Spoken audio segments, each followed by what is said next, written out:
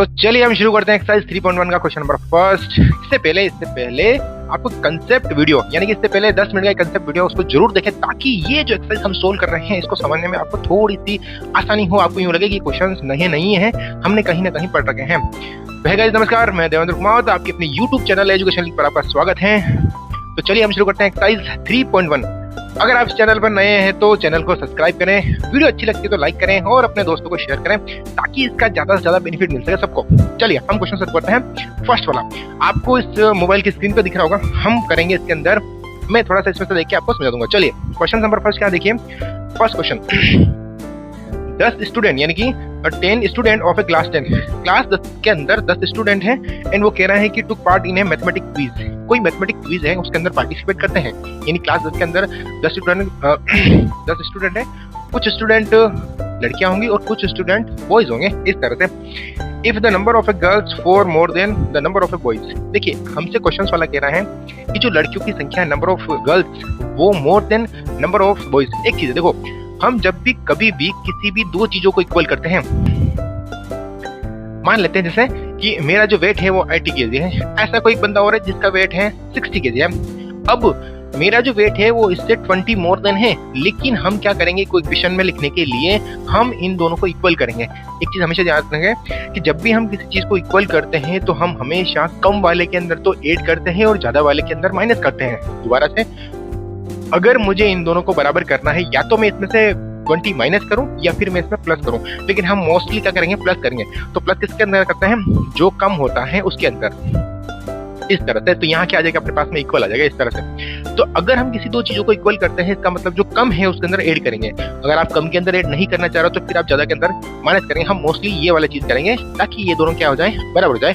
तो चलिए हमारा जो क्वेश्चन है, क्वेश्चन क्या कह रहा है वो देखिए। सबसे पहले कि कुछ गर्ल्स हैं और कुछ बॉयज हैं। अब हम सबसे पहले ये पता करेंगे कि बॉयज कितने हैं और गर्ल्स कितने हैं, फिर कम ज्यादा हम आराम से कर लेंगे। तो ये कह रहा है कि जो गर्ल्स, नंबर ऑफ गर्ल्स हैं वो 4 हैं और नंबर ऑफ बॉयज जो है, नंबर ऑफ गर्ल्स जो है 4 मोर देन है कितने, नंबर ऑफ बॉयज से। तो हम एक बार एज्यूम कर लेते हैं सबसे पहले कि गर्ल्स कितनी है एंड बॉयज कितने हैं, उसमें से हम फिर प्लस माइनस करते हैं आराम से। तो सबसे पहले क्वेश्चन स्टार्ट करते हैं। लेट अस अज्यूम डेट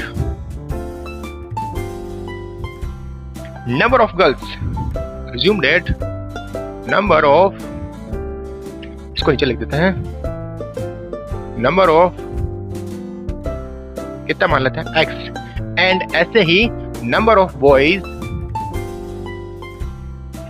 कितना मान लेते हैं y, इस तरह से।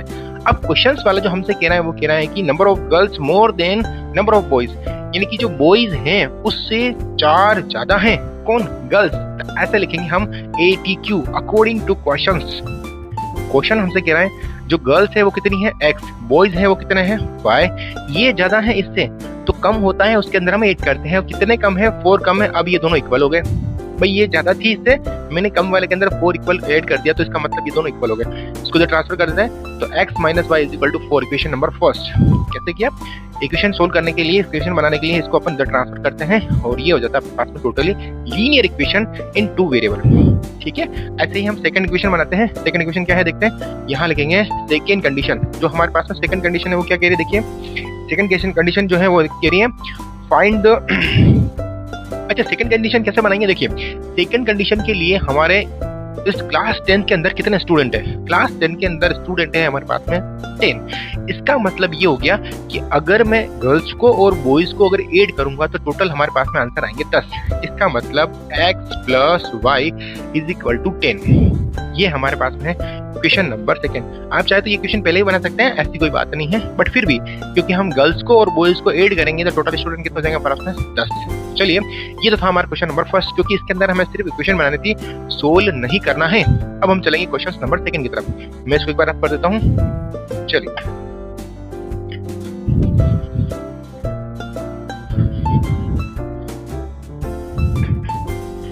तो चलिए हम लेते हैं question number second. Question number second क्या है, एक बार मैं इसमें रीड करता हूँ, आपको सामने स्क्रीन पे दिख जाएगा। चलिए क्वेश्चन नंबर कह रहा है सेकंड, फर्स्ट का सेकंड कि 5 pencil and 7 pen together cost 50 rupees 50। देखिए ये कह रहा है कि 5 पेंसिल और 7 पेन का जो कॉस्ट है वो कितनी है, हमारे पास में 50 है।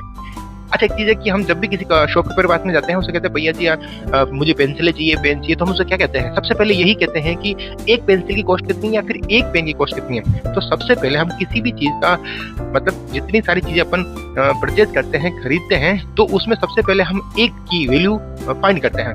तो सबसे पहले हमें ये पता होना चाहिए कि एक पेंसिल की कॉस्ट कितनी है और एक पेन की कॉस्ट कितनी है। उसके बाद हम आराम से उसको सोल्व कर सकते हैं, कोई दिक्कत वाली बात नहीं। तो फर्स्ट ऑफ ऑल सबसे पहले हम यही करेंगे कि एक पेंसिल की कॉस्ट कितनी है और एक पेन की कॉस्ट कितनी है वो लिखेंगे, फिर आप उसको आराम से सोल्व करेंगे। देखिए तो सबसे पहले पेंसिल लिखी हुई है तो हम पेंसिल को अज्यूम करेंगे। Let us assume that. देखिए क्या लिखेंगे?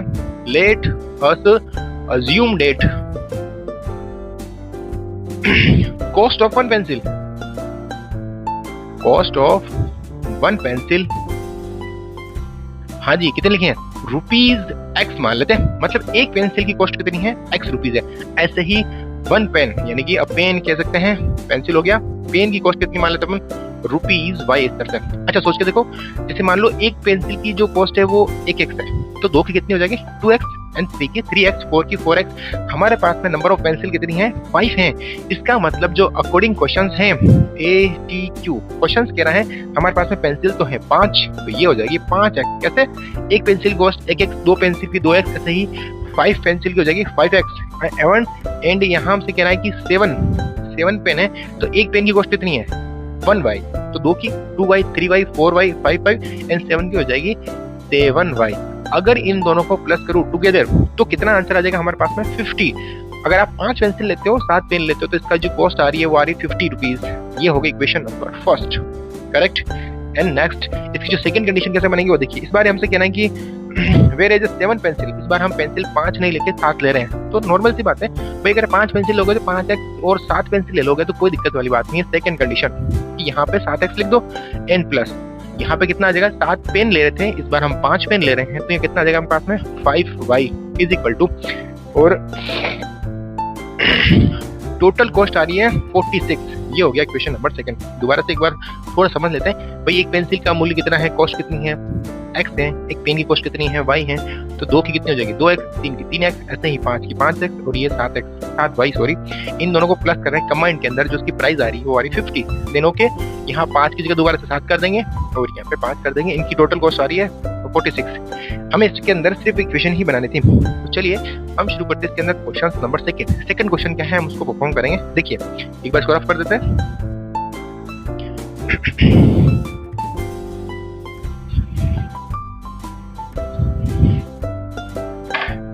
हाँ जी, क्वेश्चन नंबर सेकंड आपको इसकी स्क्रीन पर दिख रहा होगा। देखिए हम थोड़ा सा इसमें से देख के बता सकते हैं। चलिए, Only compare the ratios A1/A2, B1/B2, C1/C2. Find out whether the lines representing the following pair of linear equations intersect at a point parallel and constant. चलिए, हमसे ये क्वेश्चन वाला कह रहा है कि हमारे पास में जो भी लीनियर पेयर दे रखे हैं, हमारे सामने जो लीनियर पेयर दे रखे हैं, जैसे कि क्वेश्चन नंबर फर्स्ट में दे रखा है, फर्स्ट वाला जो दे रखा है वो क्या लिखा हुआ है, एक बार मैं तो लिख लेता हूँ, 5x minus 4y plus 8 is equal to 0। And second linear pair जो हमारे पास में लिखा हुआ है वो इस तरह से लिखा हुआ है, प्लस 6y एंड माइनस इस तरह से।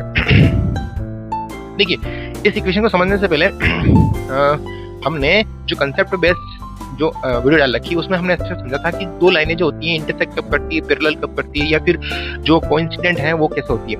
तो एक बार हम इसको थोड़ा सा रिकॉल कर लेते हैं। देखिए अगर इसके कोएफिशिएंट्स है, इसका कोएफिशिएंट्स है a, इसका है b और ये c हो गया, इसका भी a है, इसका b है और इसका c हो गया। अब क्योंकि ये जो लाइन है वो पेरी है, इसलिए फर्स्ट लाइन है इसलिए a1 b1 और c1 बोलेंगे इसको। ये सेकंड लाइन है इसलिए इसको a2 b2 और c2 बोलेंगे। अब हम कंपेयर करेंगे किसको, यहाँ हम कंपेयर करेंगे a1 अपॉन a2, फिर लिखेंगे b1 अपॉन b2, फिर लिखेंगे c1 अपॉन c2। अभी इसके बीच में मैं कॉमा लगा रहा हूँ, रीजन क्योंकि हमें नहीं पता कि ये जो है इक्वल है या इक्वल नहीं है। तो हम यहाँ से a1 और a2 की वैल्यू यहाँ पुट करेंगे और इसको सोल्व करेंगे, क्या आंसर आता है वो हम देखेंगे। देखिए अब यहाँ इस लिखेंगे a1 की वैल्यू कितनी है 5/7, फिर यहाँ आ जाएगा माइनस के 4। साइन का विशेष तौर से ध्यान रखना है, साइन साथ में आना चाहिए। विदाउट साइन अगर आप करेंगे तो क्वेश्चन गलत होने के चांस 100% बढ़ जाएंगे। देखिए अपॉन लिखेंगे 6, फिर लिखेंगे 8/9, वो भी किसके हैं, माइनस के। जरा चेक करके बताओ कि क्या ये इक्वल है या नहीं। देखो ये किसी के टेबल से कट नहीं रहे हैं, ये भी किसी के टेबल से कट नहीं रहे हैं और ये भी किसी के टेबल से कट नहीं रहे हैं। तो ये दोनों या ये तीनों आपस में इक्वल नहीं है। तीनों के हम क्या करेंगे, इसके बीच में डज नॉट इक्वल का साइन लगाएंगे कि ये तीनों ही इक्वल नहीं है। इट मीन्स यहाँ लिखेंगे A1/A2 does not equal to B1/B2 does not equal to C1/C2। ये कंडीशन किसकी है? अगर तीनों ही बराबर नहीं आता है तो ये कंडीशन हो सकती है किसकी? इंटरसेक्ट लाइन की। इट मीन्स हम बात कर रहे हैं इन दोनों लाइनों की, एक लाइन ऐसे जा रही है और दूसरी लाइन ऐसे जा रही है, ये इसकी कंडीशन है। यानी कि जो हमारे पास में सॉल्यूशन आ रहा है ये आ रहा है, तो ये लाइनें कौन सी हो जाएगी? Intersect line. तो हम जो बात कर रहे हैं वो किसकी बात कर रहे हैं? लाइन कौन सी हो जाएगी? इंटरसेक्ट।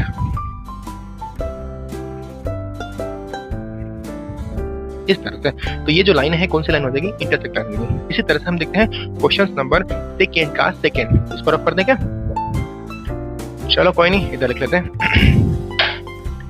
सेकेंड क्वेश्चन हमारे पास में है, देखिए क्या लिखा हुआ है। सेकेंड क्वेश्चन है हमारे पास में, यहाँ लिखा हुआ है 9x and plus 3y plus 12 is equal to 0। फिर लिखा हुआ है 18x and plus 6y and फिर लिखा हुआ है प्लस 24 इज इक्वल टू 0। ये क्वेश्चन नंबर फर्स्ट का सेकंड है। अब हमें इसमें कंपेयर करना है कि ये लाइन जो है इंटरसेक्ट है या फिर पैरेलल है, वो उस तरह से देखिए कैसे करेंगे। सबसे पहले हम यहाँ लिखते हैं A1/A2, फिर लिखते हैं B1/B2, फिर लिखते हैं C1/C2। अभी हम इसके बीच में कोमा लगाएंगे क्योंकि हमें पता नहीं है कि ये कौन कौन सी लाइनें हैं, मतलब इक्वल है या नहीं। देखिए हम क्या करेंगे इसमें, सबसे पहले इसको अपोन में लिखते हैं। सबसे पहले देखिए A1 की वैल्यू 9 है और ये हो जाएगी अपने पास में 18। ओके, फिर यहाँ पे 3/6, यहाँ कॉमा नहीं लगाएंगे, यहाँ लिखेंगे 12/24। अब इसको कैंसिल आउट करो, ये 3 की टेबल से कट जाएंगे आराम से, या 9 की टेबल से कट रहे हैं। 9 1 जा 9, 9 2 जा 18, ये 3 की टेबल से 1 टाइम, ये 2 टाइम, 12 की टेबल से 1 time and 2 time. It means 1/2 is equal to 1/2 is equal to 1/2। इस तरह से तीनों ही वैल्यू क्या आ रही है? इक्वल आ रही है। तो इसका मतलब A1/A2 की जो वैल्यू है वो B1/B2 की वैल्यू के बराबर है एंड C1/C2 के बराबर है। ये कंडीशन किसकी होती है?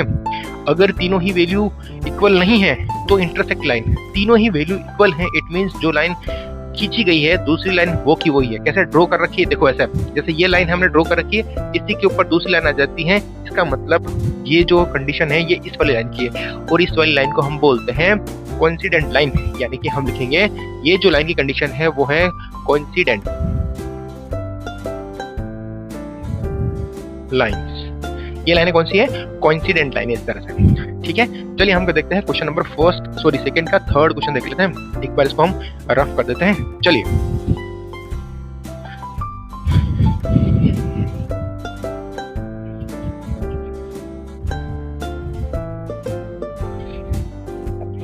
हाँ जी, यस। क्वेश्चन नंबर सेकेंड का थर्ड क्या है एक बार वो देख लेते हैं। क्वेश्चन नंबर सेकेंड का जो थर्ड क्वेश्चन है वो देखते हैं क्या लिखा हुआ है। ये लिखा हुआ है 6x and plus minus 3y and plus 10 is equal to 0। Then फिर लिखेंगे 2x minus y and plus 9 is equal to 0। देखिए यहाँ जो क्वेश्चन लिखा हुआ है इसमें हमें कंपेयर, सबसे पहले A1/A2 B1/B2 को कंपेयर करना है और हमें चेकआउट करना है कि ये कौन सी लाइन है। फर्स्ट ऑफ ऑल हम सबसे पहले ये A1/A2 लिखते हैं ऐसे, फिर कोमा B1/B2 लिखते हैं, फिर कोमा C1/C2 लिखते हैं इस तरह से। तो बताइए क्या करेंगे। A1 की वैल्यू कितनी है? 6/2 माइनस के 3 यहाँ कितना है? कोफिशिएंट 1 है। अगर कुछ नहीं लिखा हुआ इसका मतलब 1 है, तो ये -1 हो जाएगा एंड 10/9। साइन का हमें थोड़ा सा ध्यान रखना पड़ेगा कि यहाँ साइन विद साइन लेना है, साइन को छोड़ना नहीं है। ठीक है, चलिए अब 2 की टेबल से कैंसिल आउट करेंगे। यहाँ आ जाएगा 3/1, ये माइनस से माइनस कट गया, ये तो वैसे नहीं कटेगा, 3/1 ही रहेगा। ये कट नहीं रहा है, इसका मतलब इसको ऐसे रहने दो। तो अब क्या आ रहा है बताओ? 3/1 इज इक्वल टू 3/1। ये क्या है? इसके इक्वल में है क्या? नहीं, ये दोनों इक्वल में है पर ये दोनों इक्वल में नहीं है, तो यहाँ डज नॉट इक्वल टू लगा देते हैं, बस बात खत्म। यहाँ हम लिखेंगे A1/A2 इक्वल में, B1/B2 इक्वल में, फिर लिखेंगे C1/C2, बट ये इक्वल नहीं है। ये कंडीशन किसकी है? कि जो फर्स्ट दो वैल्यू इक्वल होती हैं और थर्ड वाली वैल्यू इक्वल नहीं होती हैं। ये कंडीशन है किसकी? पैरेलल लाइन की। मतलब ये वैल्यू, जैसे ये लाइन इस तरह से हम ड्रॉ कर रहे हैं, ऐसी कैसी लाइन हम और ड्रॉ कर देते हैं, ये पैरेलल लाइन ही है, बस इसमें डिफरेंस का ऊपर ये लाइन जो है थोड़ी सी ऊपर हो जाती है इसकी वजह से, क्योंकि इनके बीच में लास्ट वाली टर्म क्या नहीं इक्वल नहीं होती, सेकंड और फर्स्ट वाली इक्वल होती है, मतलब ये दोनों की जो डायरेक्शन होती है सेम होती है, लेकिन लास्ट वाली जो है वो थोड़ी अलग हो जाती है, थोड़ा सा इसमें डिफरेंस आ जाता है, इस वजह से ये लाइन थोड़ी सी ऊपर शिफ्ट हो जाती है। इसका मतलब ये लाइन कौन सी है? Parallel line. तो ये जो कंडीशन है पैरेलल लाइंस की कंडीशन है इस तरह से। तो चलिए ये हो गया क्वेश्चन नंबर सेकंड। हम शुरू करते हैं क्वेश्चन नंबर थर्ड की तरफ। तो क्वेश्चन नंबर थर्ड क्या है, एक बार उसको रीड कर लेते हैं फिर हम उसको सोल्व करेंगे।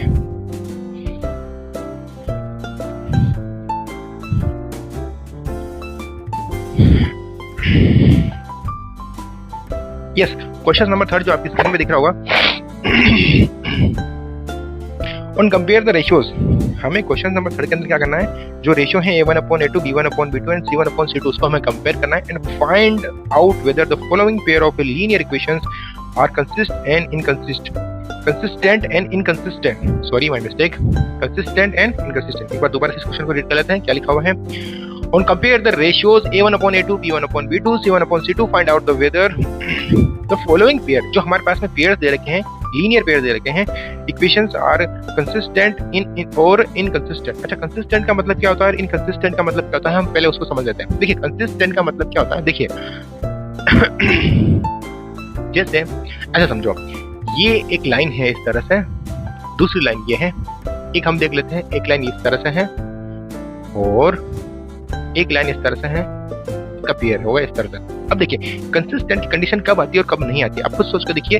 जब कोई दो चीजें मिलती हैं, ऐसा समझ लो कोई दो फ्रेंड है, ऐसा समझ लो कोई दो फ्रेंड है और साथ में बैठे हैं और बैठेंगे और बातचीत करेंगे, तो कोई न कोई अगर उनके बीच में लड़ाई झगड़ा वगैरह है तो सोल्व हो जाएगा। मेरे कहने का मतलब, अगर कोई दो दोस्त हैं और उनके बीच में लड़ाई हो गई है, साथ में कहीं ना कहीं बैठेंगे तो उनका सोल्यूशन निकल जाएगा। अगर वो दोनों ही अपने एटीट्यूड में रहेंगे, ये भी इधर है ये भी इधर है, तो क्या कभी वो उनका सोल्यूशन निकलेगा?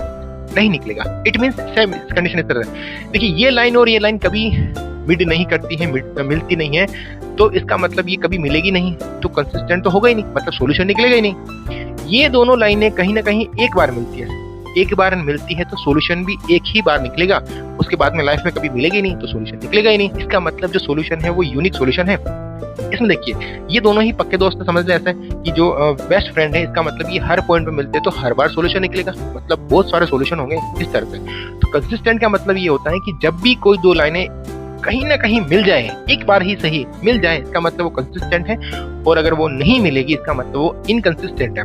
इट मींस ये जो लाइन है वो कभी मिलती है ही नहीं, क्योंकि ये पैरेलल चलती रहती है, तो ये इनकंसिस्टेंट है अदर देन इनके फेवर में। और ये दोनों लाइनें जो हैं हमेशा ये हर बार मिलती हैं, ये एक पॉइंट पे मिलती हैं, इसका मतलब ये भी कंसिस्टेंट है और ये भी कंसिस्टेंट है। ये हमेशा एक ही बार मिलेगी तो इसका सॉल्यूशन भी एक ही होगा, जिसे अपन बोलते हैं यूनिक सॉल्यूशन, और ये हर पॉइंट पे मिलेगी, इसीलिए इसे अपन बोलेंगे मेनी सॉल्यूशन, यानी कि इनफाइनाइट मेनी सॉल्यूशन, जितनी बार मिल जाएगी उतनी बार मिलेगी। इसका मतलब ये और ये दोनों ही तो है कंसिस्टेंट और ये है इनकंसिस्टेंट। ठीक है, तो चलिए हम क्वेश्चन नंबर जो थर्ड का फर्स्ट है उसको अपन रीड कर लेते हैं और फिर इसको सोल्व करते हैं। देखिए ये क्लियर है ना, जो मिलती है वो तो है कंसिस्टेंट और जो नहीं मिलती है वो इनकंसिस्टेंट, मतलब पैरेलल लाइन जो होती है वो इनकंसिस्टेंट होती है अदर देन दोनों की तुलना में, और जो बाकी दोनों बच गए हैं वो दोनों क्या होते हैं, कंसिस्टेंट होती हैं, क्योंकि ये मिलती हैं कहीं ना कहीं इसी पॉइंट पे मीट करती हैं। देखिए अब देखते हैं क्वेश्चन नंबर थर्ड, इसको हम कर देते हैं रफ। क्वेश्चन नंबर थर्ड का क्वेश्चन नंबर फर्स्ट है, थर्ड का फर्स्ट क्या लिखा हुआ देख लेते हैं। 3x plus 2y is equal to 5 and यहाँ लिखा हुआ है 2x minus 3y is equal to, हमारे पास में लिखा हुआ है 7, और हमें चेकआउट करना है कंसिस्टेंट या फिर इनकंसिस्टेंट, एक ही बात हो गई हमारे पास में। ठीक है, देखिए अब कैसे सोल्व करेंगे इसको। सबसे पहले हमें ये पता होना चाहिए कि लाइन कौन सी है। अगर ये लाइन पैरेलल हो गई तो ये वैसे इनकंसिस्टेंट हो जाएगी, मतलब आगे इसका आगे इन लगा देंगे। अगर ये दोनों लाइनें अगर पैरेलल की बजाय अगर इंटरसेक्ट हो गई या फिर कोइंसिडेंट लाइन हो गई, इट मींस फिर ये तो हो जाएगी कंसिस्टेंट। तो हमें सबसे पहले ये पता करना पड़ेगा कि ये लाइन पैरेलल लाइन है या फिर इंटरसेक्ट लाइन है या फिर ये लाइन क्या है, कंसिस्टेंट लाइन है। तो चलिए हम इसको शुरू करते हैं, एक बार चेक करते हैं कि ये लाइन कौन सी है। तो चेक करने के लिए हमने इससे जस्ट पहले क्वेश्चन सेकंड के अंदर देखा था कि चेक कैसे करते हैं, वही हम कंपेयर करेंगे किससे, A1/A2, फिर लिखेंगे B1/B2, फिर लिखेंगे C1/C2। एक थोड़ा सा ध्यान रखने वाली बात यह है कि यहाँ हमने इक्वल नहीं लगाया है, कोमा लगाएंगे, क्योंकि हम ये चेक करेंगे कि इक्वल है या नहीं। पहले आप इक्वल नहीं लगाओगे, पहले हम यहाँ कोमा लगाएंगे। देखिए अब यहाँ लिखेंगे 3/2, रीजन A1/A2, A1/A2, B1/B2, यहाँ लिखेंगे 2/3, वो भी माइनस का, फिर यहाँ C1/C2। अच्छा एक चीज है, या तो आप C1 और C2 को इस इक्वल के उधर रखो या फिर इधर लेके आओ, एक ही बात है। लेकिन ऐसा नहीं करना है कि एक इधर है और एक इधर है, या तो इक्वल के दोनों उस साइड में होने चाहिए या इक्वल के दोनों इस साइड में होने चाहिए। तो चलिए यहाँ हम लिख लेते हैं 5/7 इस तरह से। अब ये क्या कैंसिल आउट हो रहे हैं, नहीं कैंसिल आउट हो रहे हैं, इसका मतलब इसके बीच में हम क्या लगाएंगे, डज नॉट इक्वल टू। देखें A1/A2 is does not equal to B1/B2 is does not equal to C1/C2। यानी कि इस कंडीशन के हिसाब से जो लाइनें हैं वो क्या हैं, ये लाइन किसकी इक्वेशन है, ये है इंटरसेक्ट लाइन की, ये कंडीशन है इंटरसेक्ट लाइन की, जिसमें तीनों ही वैल्यू इक्वल नहीं होती हैं। इट मींस ये जो लाइन है वो कौन सी लाइन है बताओ, ये जो है वो लाइन है, देयरफॉर ये लाइन कौन सी होगी बताओ, ये लाइन होगी इंटरसेक्ट लाइन। तो हम लिख सकते हैं आराम से, क्या लिखेंगे बताओ, देयरफॉर हम करके लिखेंगे कि ये जो लाइन है इंटरसेक्ट लाइन है, जो इंटरसेक्ट लाइन होती है उनसे जो बनने वाला होता है वो क्या होता है, सॉल्यूशन, कंसिस्टेंट सॉल्यूशन होता है। तो ये इंटरसेक्ट लाइन है और इसका जो सॉल्यूशन होगा वो क्या हो जाएगा, कंसिस्टेंट हो जाएगा। इस तरह से ये रहा हमारे क्वेश्चंस का आंसर। अगर ये लाइनें यहाँ पे पैरेलल होती तो ये इनकंसिस्टेंट होती, लेकिन अगर ये लाइनें कोइंसिडेंट होती तो तब भी ये लाइन क्या होती, कंसिस्टेंट होती है। ठीक है, तो हम देखते हैं क्वेश्चन नंबर का थर्ड का सेकंड। देखिए थर्ड का सेकंड क्या है,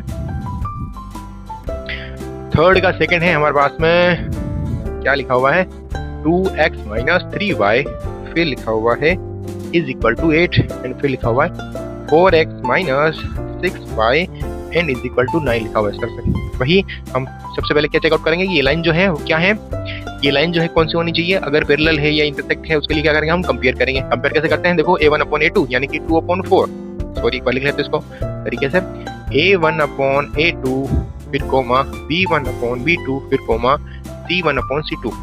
यहाँ हमें इक्वल या डज नॉट इक्वल टू नहीं लगाना है, क्योंकि हम अभी चेक कर रहे हैं। देखिए क्या लिखेंगे हम यहाँ पे, 2/4 फिर लगाएंगे comma -3 with sign and upon -6, and अब ये दोनों साइड में कोई दिक्कत नहीं है, 8/9 coma.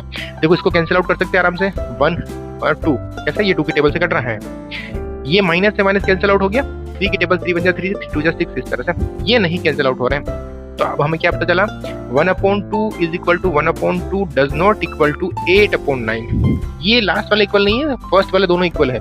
Coefficients of x and coefficients of y का जो रेशियोज है वो हमारे पास में इक्वल है। ओके देखिए अब हम यहाँ लिखेंगे A1/A2 is equal to B1/B2 does not equal to C1/C2। ये आपस में फर्स्ट वाले दोनों ही वैल्यू इक्वल हैं।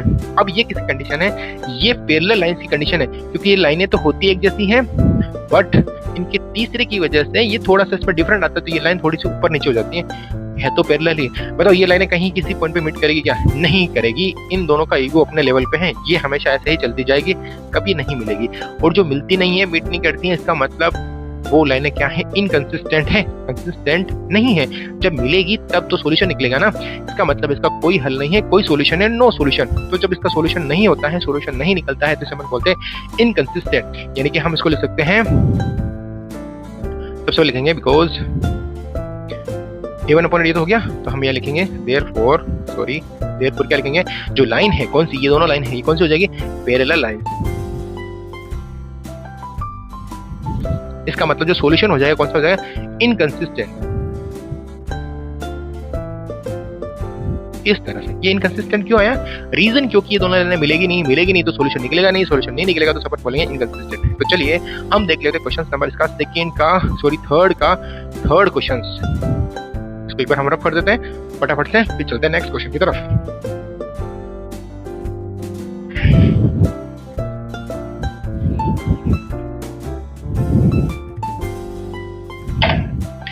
क्वेश्चन नंबर थर्ड जो है वो देख लेते हैं अपन।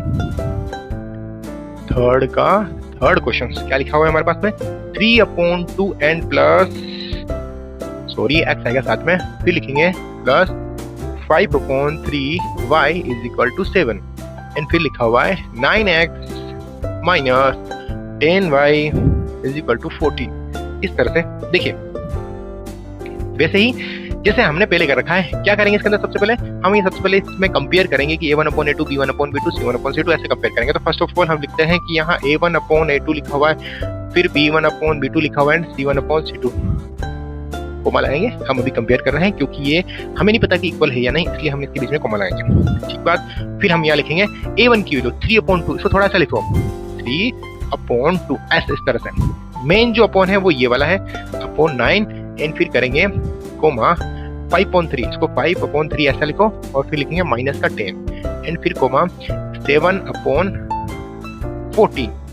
अब देखिए ये न्यूमरेटर है, ये न्यूमरेटर है। अगर न्यूमरेटर के ऊपर अगर अपॉन में है, मतलब जैसे ये डिवाइड में लिखे हुए हैं, बटाओ में लिखे हुए हैं, ये भी बट्टा में लिखे हुए हैं, इसका मतलब क्या करेंगे हम, इसका जो डिनोमिनेटर है वो सीधा सीधा नीचे आ जाएगा, इसका जो डिनोमिनेटर है वो सीधा सीधा कहाँ आ जाएगा, नीचे आ जाएगा। मतलब डिनोमिनेटर से जो डिनोमिनेटर है वो मल्टीप्लाई हो जाएगा। भाई ये भी डिनोमिनेटर है, ये भी डिनोमिनेटर है, तो डिनोमिनेटर को डिनोमिनेटर से मल्टीप्लाई करेंगे, ये नीचे आ जाएगा इस तरह से। तो कैसे करेंगे हम, देखो इस तरह से, ये 2 है वो इससे मल्टीप्लाई हो जाएगा, यानी कि 3/2 × 9 इस तरह से कोमा, फिर लिखेंगे 5 3 × 10। जब ये माइनस के थे तो इसको क्या करेंगे, माइनस से मल्टीप्लाई कर देंगे एंड या लिखेंगे 7/14। आपको कैंसिल आउट हो रहा है तो कैंसिल आउट कर दो। देखिए 3 की टेबल से कट रहा है ये 3 3 जा 9 और ये 1 टाइम, ये 5 की टेबल से कट रहा है 2 टाइम्स, लेकिन यहाँ माइनस आ रहा है, ये 2 टाइम कट जाएगा, 7 1 जा 7 7 2 जा 14 इस तरह से। एक बार लिख लो 1/3, यहाँ 1/2 को इससे मल्टीप्लाई करेंगे, सॉरी यहाँ कितना आएगा, 2 को इससे मल्टीप्लाई कितना आएगा, 6 आ जाएगा, ये 6 आ जाएगा। 2 को इससे मल्टीप्लाई करेंगे तो 6 तो आएगा, बट यहाँ पे माइनस भी है तो ये माइनस का 6 हो जाएगा। फिर यहाँ आ रहा है 1/2 इस तरह से। क्या ये दोनों फर्स्ट वाले इक्वल है या नहीं, ये बताओ। ये दोनों इक्वल नहीं है, बिकॉज ये तो है प्लस के और ये है माइनस के, इसलिए तीनों ही इक्वल नहीं है। और जब तीनों ही इक्वल नहीं होते हैं, it means a1/a2 does not equal to b1/b2 does not equal to c1/c2। और ये कंडीशन किसकी है बताओ, इंटरसेक्ट लाइन की। और जब इंटरसेक्ट लाइन होती है वो इस तरह से दिखती है, कैसे दिखती है, एक लाइन इस तरह से और एक लाइन इस तरह से। ओके सर, इसका मतलब ये लाइन जो है वो एक पॉइंट के ऊपर मीट कर रही है, मिल रही है, मिल गई, बात खत्म। मतलब एक सॉल्यूशन निकल गया, यूनिक सॉल्यूशन निकल गया। और जिसका सॉल्यूशन निकलता है इट मींस उसे अपन क्या बोलते हैं, कंसिस्टेंट लाइन। इसका मतलब ये कंडीशन जो है वो किसकी है बताओ, ये कंडीशन जो है वो है इंटरसेक्ट लाइन की, इंटरसेक्ट लाइन। अगर ये इंटरसेक्ट लाइन है इसका मतलब हमारे पास में जो आंसर आ रहा है वो कंसिस्टेंट आ रहा है, कंसिस्टेंट। ये रहा हमारा सॉल्यूशन। ठीक बात। चलिए अब हम करते हैं क्वेश्चन नंबर 4 की तरफ। इसी का क्वेश्चन नंबर 4, थर्ड का 4 देख लेते हैं क्या लिखा हुआ है। थर्ड का 4 question, 5x minus 3y is equal to 11, next 10x and plus 6y is equal to minus का 22। चलिए इसको सोल्व कर लेते हैं। देखिए कैसे करेंगे, वही हम सबसे पहले कंपेयर करेंगे कि ये लाइनें कौन सी हैं। तो सबसे पहले a1/a2 लिखते हैं, a1/a2, फिर लिखते हैं b1/b2, फिर लिखते हैं c1/c2। इसके बीच में हम सबसे पहले कॉमा लगाएंगे। अब क्या करेंगे बताइए, इसके अपॉन में इसको, इसके अपॉन में इसको, इसके अपॉन में इसको, this and this 5/-10 and comma -3/6 and 11/22। First of all cancel out हो रहे तो उसको कैंसिल आउट करो, नहीं तो कोई दिक्कत नहीं। देखिए ये कैंसिल हो रहे हैं 2 टाइम, ये 1 टाइम, ये भी 1 टाइम, ये 2 टाइम, ये भी 1 टाइम और ये 2 टाइम। इसके जो आंसर आ रहे हैं दोस्तों वो आ रहे हैं 1/2, इसके जो आंसर आ रहे हैं वो आ रहे हैं 1/2, इसके आंसर आ रहे हैं 1/2। थोड़ा सा चेक करके बताओ कि ये तीनों इक्वल है या नहीं।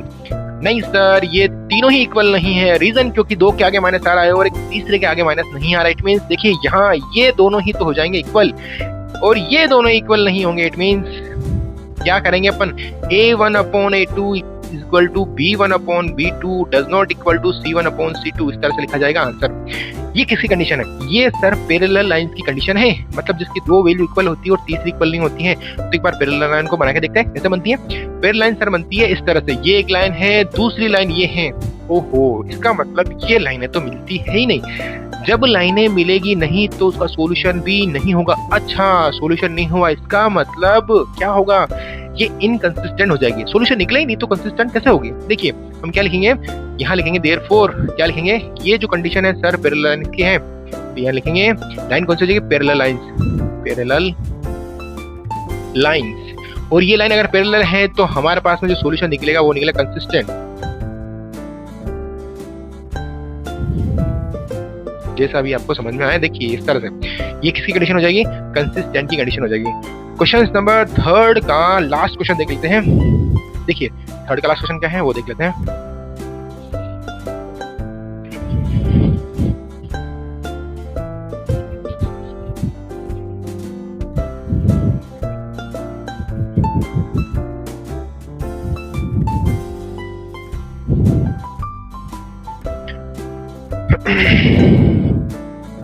क्वेश्चन नंबर 5 क्या देख रहा है, देखिए यहाँ लिखा हुआ है 4/3x n प्लस, फिर लिखा हुआ है 2y = 8 एंड लिखा हुआ है 2x plus 3y = 12।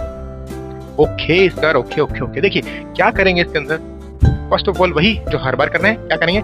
Okay sir, सबसे पहले a1/a2 लिख दो फटाफट से, b1/b2 c1/c2 इक्वल लगा दूं ना सर, इसमें कॉमा लगाओ क्योंकि हम इसको भी चेक कर रहे हैं, हमारे पास में इसके आंसर परफेक्ट नहीं आए हैं। अब हम यहाँ लिखेंगे 4/3, ओके, फिर अपॉन में लिखेंगे 2, फिर कॉमा, फिर लिखेंगे 2/3 इस तरह से, फिर यहाँ लिखेंगे 8/12 इस तरह से। अब देखिए क्या करेंगे, एक बार इसको है ना ये वाला डिनोमिनेटर को डिनोमिनेटर से मल्टीप्लाई कर दो, इसको इसके नीचे भेज देते हैं सीधा।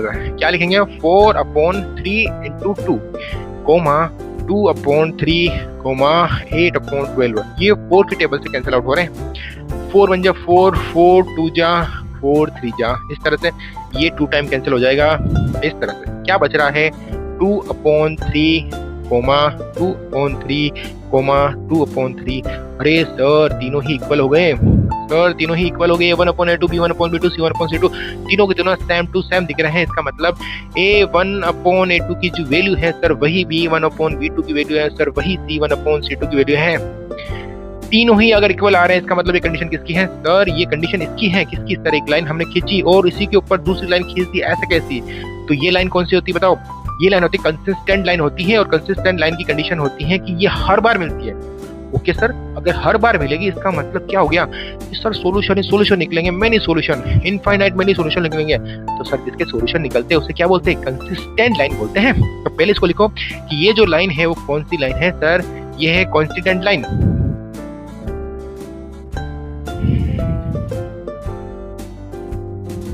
अगर सर ये कांस्टेंट लाइन है इसका मतलब जो इसका सॉल्यूशन होगा वो होगा कंसिस्टेंट।